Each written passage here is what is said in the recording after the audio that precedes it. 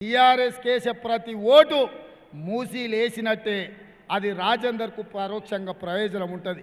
అందుకే టీఆర్ఎస్ కార్యకర్తలకు నాయకులకు నేను విజ్ఞప్తి చేస్తున్నా, మీ నాయకుడు ఎప్పుడో మిమ్మల్ని తాకట్టు పెట్టిండు, నరేంద్ర మోడీకి తెగ నమ్మిండు.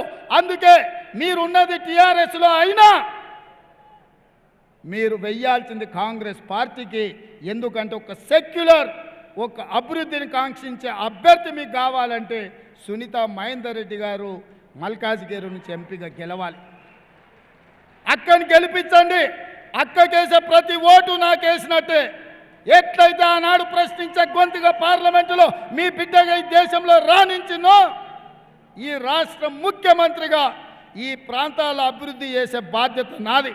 మా జంగయ్య చాలా విషయాలు చెప్పిండు. 58 జీవో చెప్పిండు, 59 జీవో చెప్పిండు, జవహర్ నగర్ గురించి చెప్పిండు, మేడ్చల్ గురించి చెప్పిండు. మా శ్రీశైలం గౌడ్, మా హనుమంత్ రెడ్డి కుత్బుల్లాపూర్ గురించి చెప్పిండ్రు. మా శ్రీ గణేష్ కంటోన్మెంట్ గురించి చెప్పిండు. మా హనుమంత్ అన్న కంటోన్మెంట్ మల్కాజ్ గురించి చెప్పిండ్రు. మా మల్రెడ్డి రామరెడ్డి, జక్కెడి ప్రభాకర్ రెడ్డి, మా మధు యాస్కి అన్న ఎల్బీ నగర్ గురించి చెప్పారు. మా బండి రమేష్ కుక్కట్పల్లి సమస్యల మీద చెప్పిండు. ప్రతి ప్రాంతంలో నేను 5 ఏళ్ళు ఎంపీగున్నా. సందు సందు నాకు తెలుసు, గల్లీ గల్లీలో మీరందరూ నేను గుర్తుపడతా. ఇవాళ నాకు అవకాశం వచ్చింది. ఈ ప్రాంతాన్ని చేసే, అభివృద్ధి చేసే అవకాశం నా చేతికి ఇచ్చిండు దేవుడు. అందుకే నేను మిమ్మల్ని అడుగుతున్న ఈ అవకాశాన్ని ఉపయోగించుకుందాం.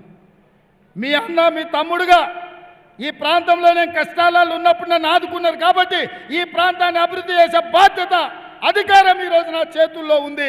నాకు అండగా నిలబడండి. సునీతమ్మను పార్లమెంటు గెలిపించండి. ఈ ప్రాంతాన్ని తీర్చిదిద్ది కుక్కట్పల్లి, నార్సింగి, మంచిరేవుల ప్రాంతంలో 100 కోట్లకి ఎకరం ఎట్లా పోద్ది, మేడ్చల్ షామీర్పేటలో ఎట్లా పోదో నేను చూస్తా.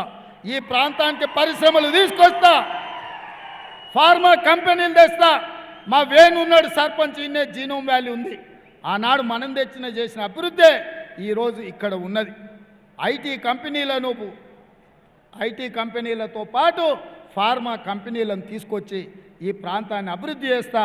వివిధ రాష్ట్రాల నుంచి, వివిధ ప్రాంతాల నుంచి వచ్చిన పేదలకు ఈ ప్రభుత్వం అండగా నిలబడుతుంది.